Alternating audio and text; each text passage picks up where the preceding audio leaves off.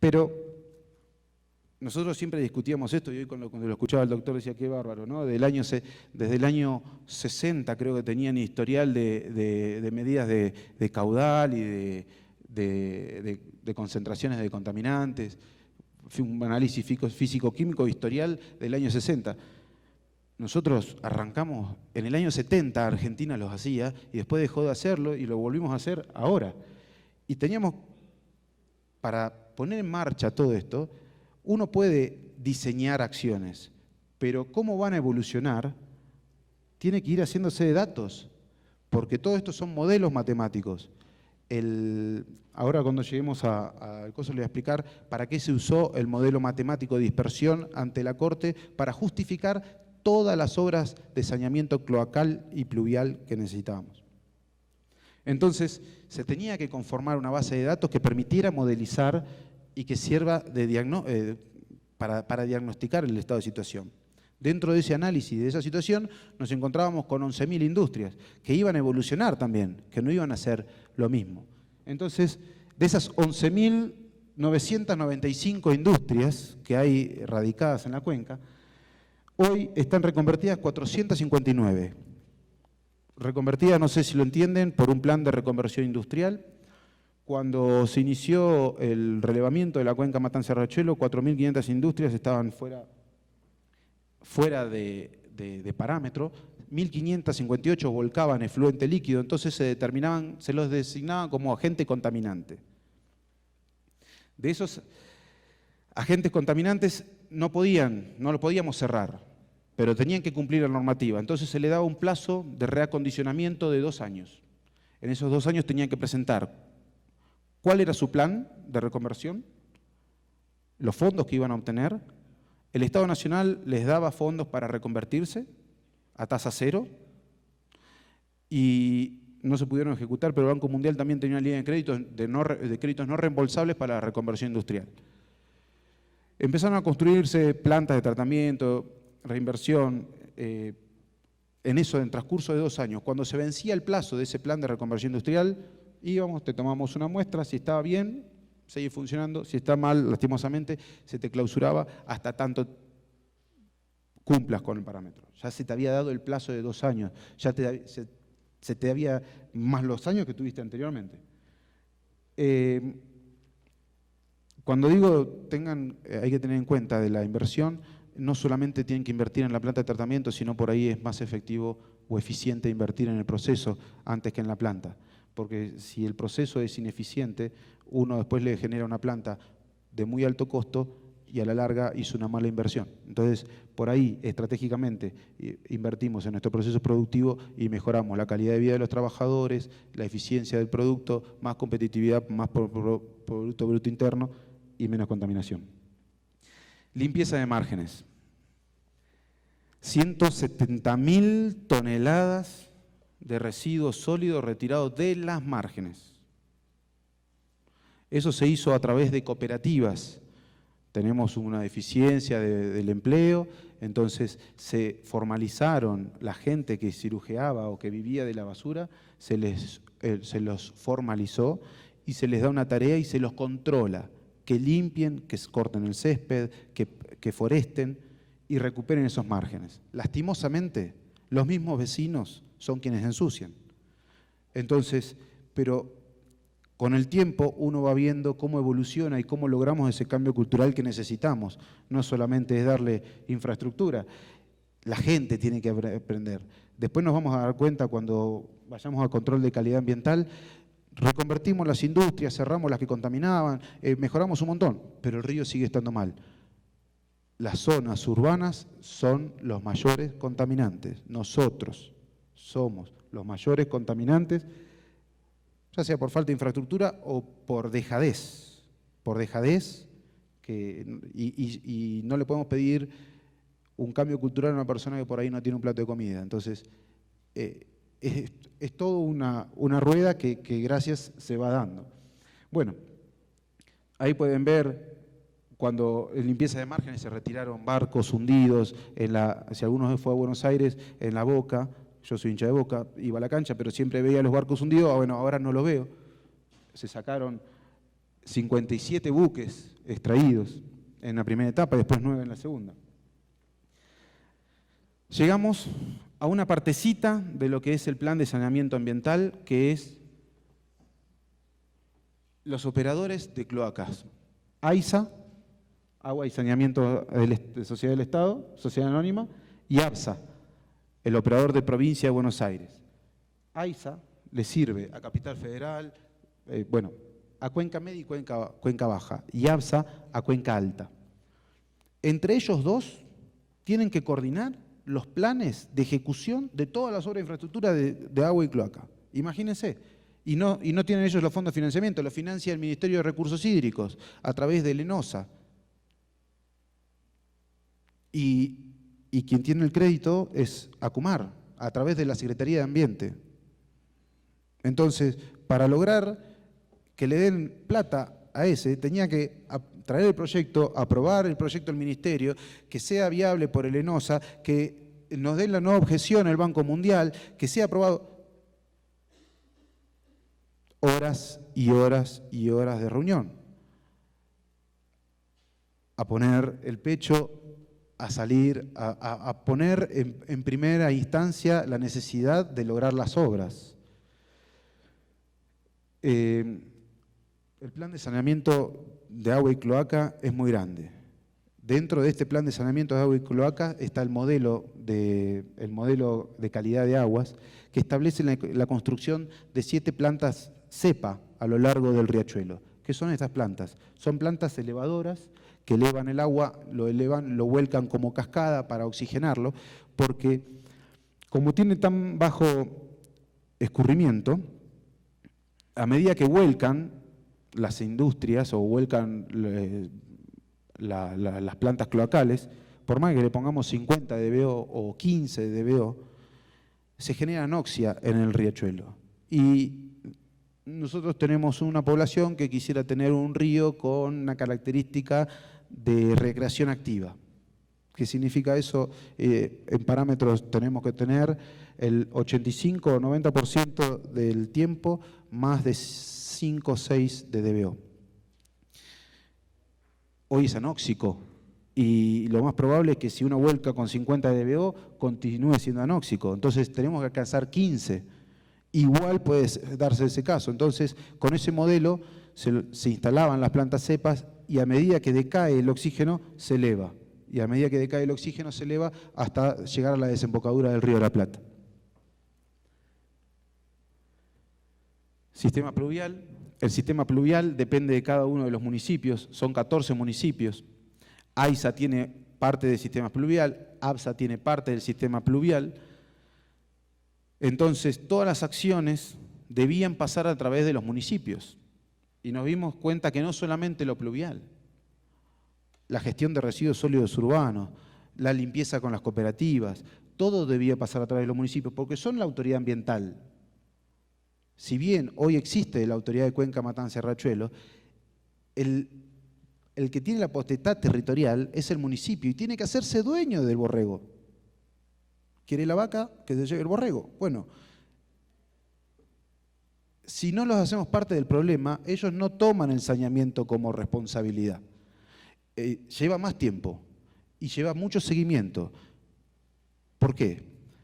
Por falta de capacidad, por falta de recursos humanos para presentar proyectos que sean aprobados por el Banco Mundial, por falta de recursos económicos y por seguimiento. Entonces, el Estado Nacional tenía que colaborar en esas acciones de seguimiento y se lograron muchos resultados positivos, en algunos con mayor o menor grado, pero los municipios hoy trabajan seriamente el tema ambiental y las acciones que se llevan adelante, no solamente porque van al juzgado también a rendir cuenta, ¿no? Pero sistema de vigilancia epidemiológico. ACUMAR, como le dije, nace por una demanda de salud.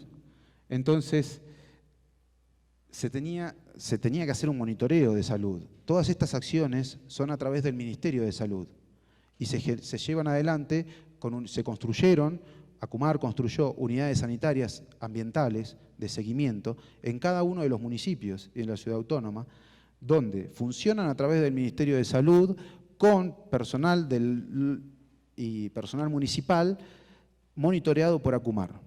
Ellos monitorean a todos los niños menores de 6 años y si son trasladados por el corrimiento desde un margen a una vivienda que se les regala, 17.000 viviendas se está construyendo ACUMAR, ya construyó 12.000, pero 17.000 viviendas se entregan en forma gratuita para relocalizar a la gente que está en los bordes, en las márgenes. Ese seguimiento de salud se continúa haciendo. ¿Por qué? Porque muchos de estos asentamientos estaban sobre basurales y había muchos chicos con plomo en sangre, muchos problemas dérmicos. Hoy, gracias, mejorando. Ahora, ¿quién paga? Cuando hablábamos de los pasivos ambientales, ¿quién paga la remediación de esos pasivos? Porque hay que recuperarlo. ¿Quién levanta un basural y lo sanea? Ya de por sí, por nuestra zona no podemos conseguir tierra para tapar el pozo que haríamos.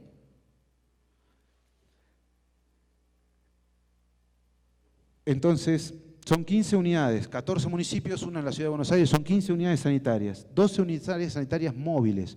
Son camiones totalmente equipados que van y trabajan en las villas y asentamientos, porque las madres que tienen 4 o 5 hijos no pueden ir hasta la unidad sanitaria. Entonces, van unidades sanitarias odontológicas, de zoonosis, de rayos, mamografía, control de natalidad. Y vengo bastante bien. Pensé que iba a tardar más.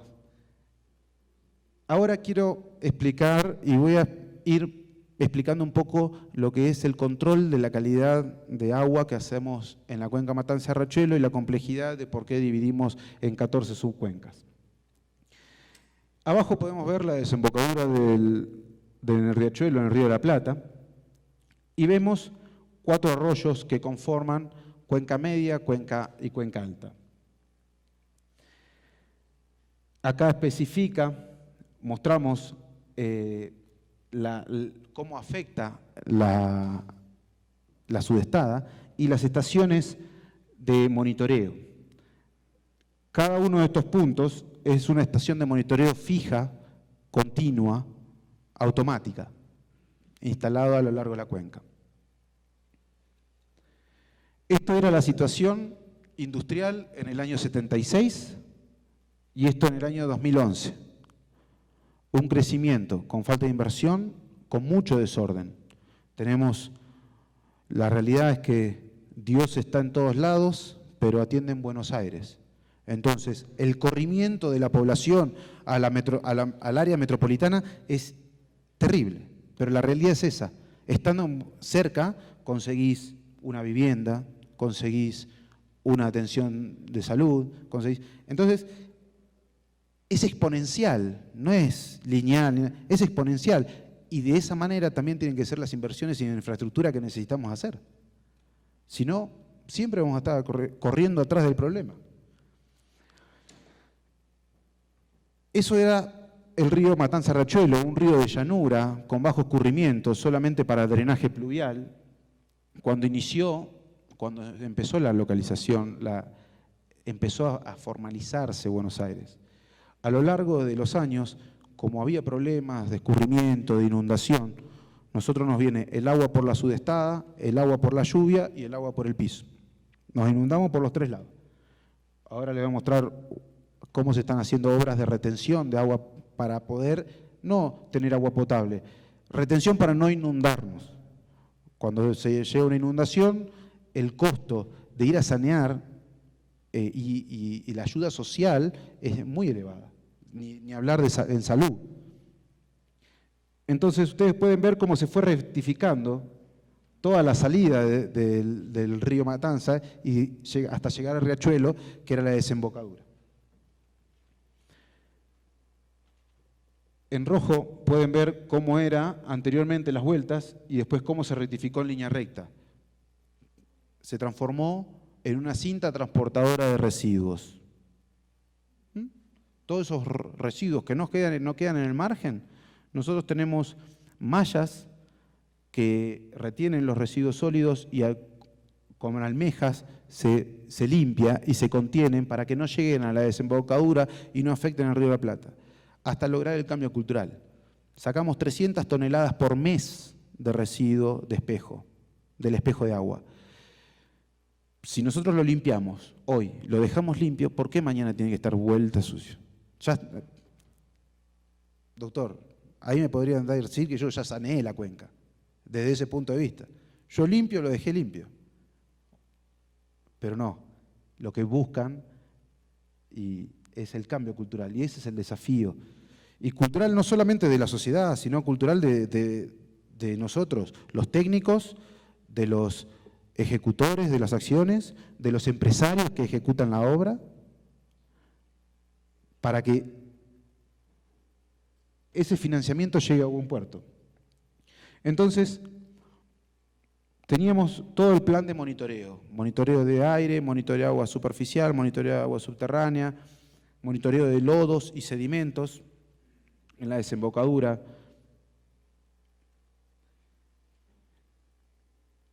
Ahí está un poco la historia de lo que yo le contaba, de qué datos teníamos o qué datos poseíamos para hacer la evaluación y la modelización de la calidad del agua. Fíjense que en el año 60 teníamos solamente estos datos y recién en el año 2009, con la creación de ACUMAR, empezamos a tener datos de caudal, de calidad. Ahora cuando lleguemos al coso les voy a explicar para qué se usó el modelo matemático de dispersión ante la Corte para justificar todas las obras de saneamiento cloacal y pluvial que necesitábamos. Entonces, se tenía que conformar una base de datos que permitiera modelizar y que sirva para diagnosticar el estado de situación. Nosotros arrancamos en el año 70, Argentina los hacía, y después dejó de hacerlo y lo volvimos a hacer ahora. Y teníamos, para poner en marcha todo esto, uno puede diseñar acciones, pero cómo van a evolucionar tiene que ir haciéndose de datos, porque todo esto son modelos matemáticos. Dentro de ese análisis, de esa situación, nos encontrábamos con 11.000 industrias que iban a evolucionar también, que no iban a hacer lo mismo.